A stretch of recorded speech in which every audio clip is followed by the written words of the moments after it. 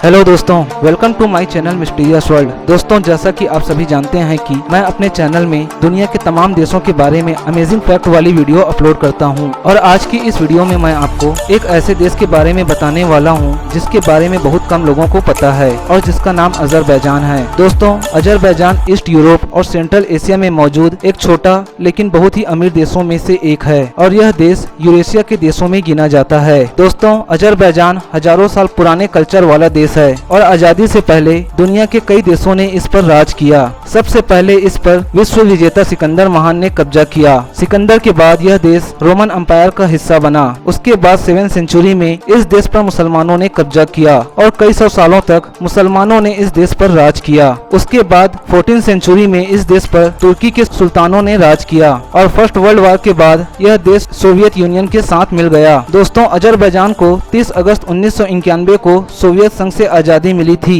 इससे पहले 1922 से लेकर 1990 तक अजरबैजान सोवियत संघ का हिस्सा था। दोस्तों, अजरबैजान की राजधानी बाकू है और यह इस देश का सबसे बड़ा शहर भी है और इस देश का कुल क्षेत्रफल 86,600 वर्ग किलोमीटर में फैला हुआ है और क्षेत्रफल के हिसाब से अजरबैजान दुनिया का 112वां सबसे बड़ा देश है। अजरबैजान की कुल जनसंख्या 1 करोड़ के आसपास है और जनसंख्या के हिसाब से यह दुनिया का 51वां सबसे बड़ा देश है। दोस्तों, अजरबैजान की करेंसी को मन्नात कहा जाता है और एक मन्नात भारतीय 44 रुपए और 80 पाकिस्तानी रुपए के बराबर होता है। दोस्तों, अजरबैजान में रहने वाले लोगों में 97% लोग इस्लाम धर्म को मानने वाले हैं, जिसमें से 85% शिया और 15% सुन्नी हैं। इसके अलावा यहाँ 1% ईसाई और 2% लोग दूसरे धर्मों को मानने वाले हैं। और आपको जानकर हैरानी होगी कि एक मुस्लिम कल्चर वाला देश होने के बावजूद अजरबैजान एक धर्मनिरपेक्ष देश है और 2001 से अजरबैजान काउंसिल देशों का सदस्य है। दोस्तों, अजरबैजान एक बेहद ही खूबसूरत देश है, जबकि यहाँ की मात्र 7% जमीन ही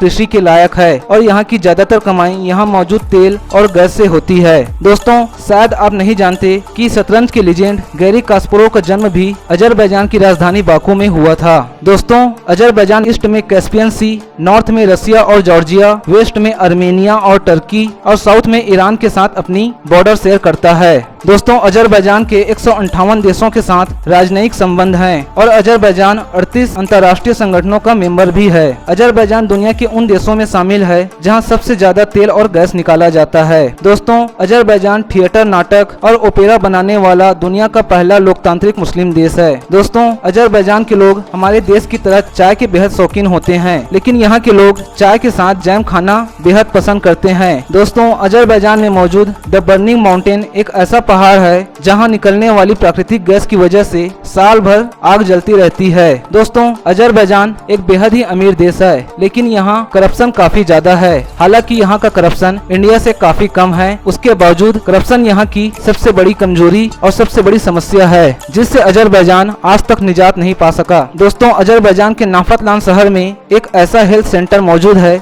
जहाँ लोग क्रूड ऑयल से भरे बाथ टब में नहाते हैं, क्योंकि इस सेंटर को चलाने वालों का दावा है कि क्रूड ऑयल न्यूरोलॉजिकल और स्किन प्रॉब्लम के साथ साथ 70 से भी ज्यादा बीमारियों को ठीक करता है। और आपको यकीन नहीं होगा कि इस ट्रीटमेंट को कराने के लिए दुनिया भर से लोग अजरबैजान जाते हैं। दोस्तों, अजरबैजानी लोग खाने के बेहद शौकीन होते हैं और यहाँ की ज्यादातर डिशेज नॉनवेज होती है। इसके अलावा यहाँ हलवा और शरबत भी काफी पसंद किया जाता है। दोस्तों, अजरबैजान इतना छोटा देश है कि एक इंसान 10 से 15 दिनों में पूरे देश को आसानी से घूम सकता है और हर साल यहाँ 40 लाख से भी ज्यादा लोग घूमने आते हैं और इस वजह से यह देश एक टूरिस्ट कंट्री भी है।